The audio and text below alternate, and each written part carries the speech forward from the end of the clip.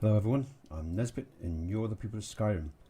Okay, this is a first step evaluation of the playthroughs that I've been doing. We've got to episode 5. We've moved and advanced the main quest onto Cathspire, and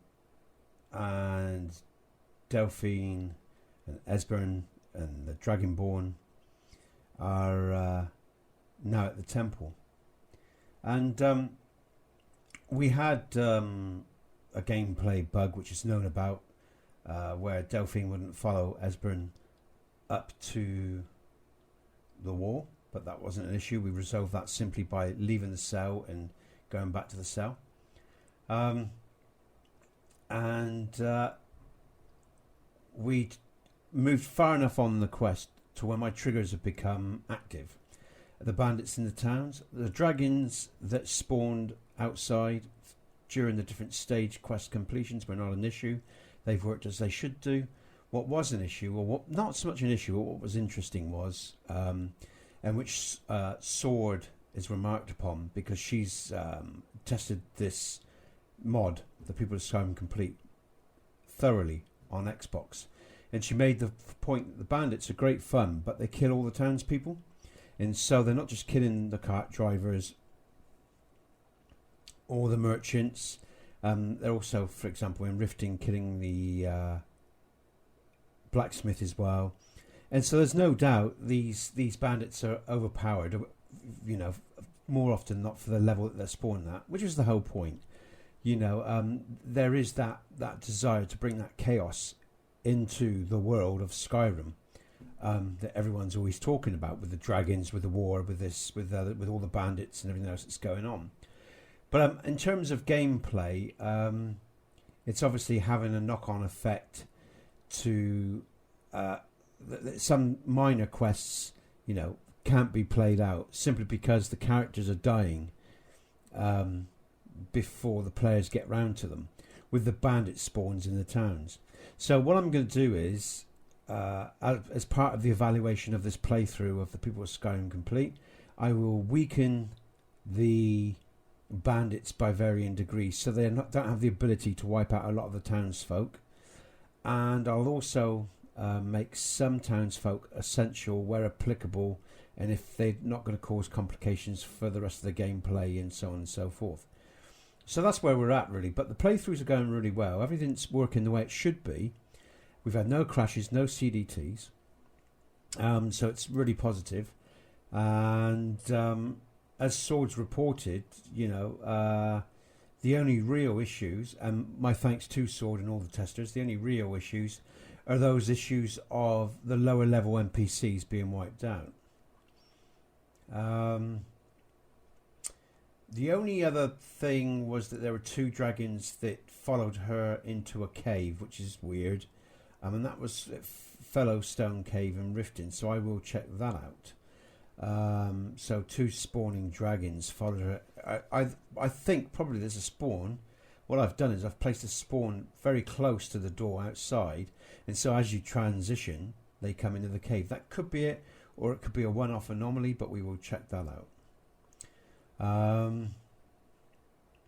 This recent playthrough she's gone through, she's at level 85. She's only had 1 crash. She doesn't believe that was TPOS related, but what is known of the Xbox to date, you know, the limitations of the Xbox.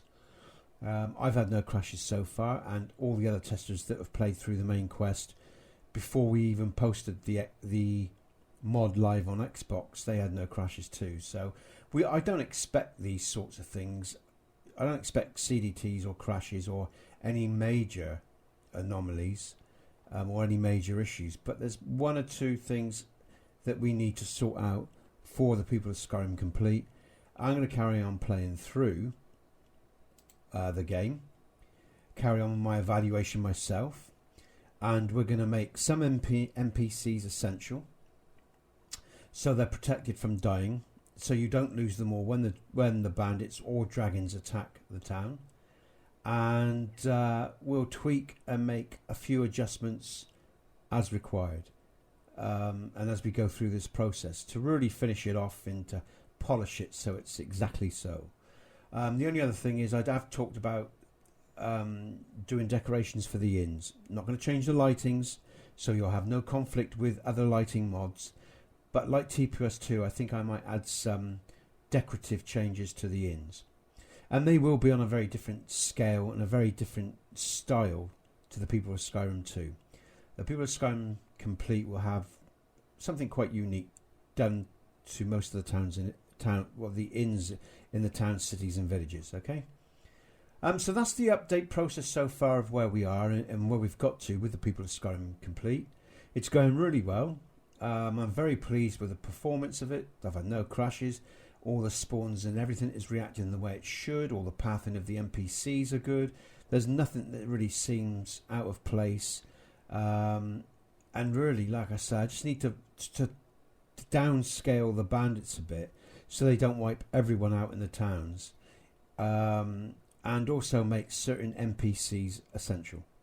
So that's the update today. That's where we are, and we're going to carry on with the assessment and a few more updates for the People of Skyrim Complete, which should really then put the mod in a final, finished and complete stage, and then I'll move back to the People of Skyrim 2 SE.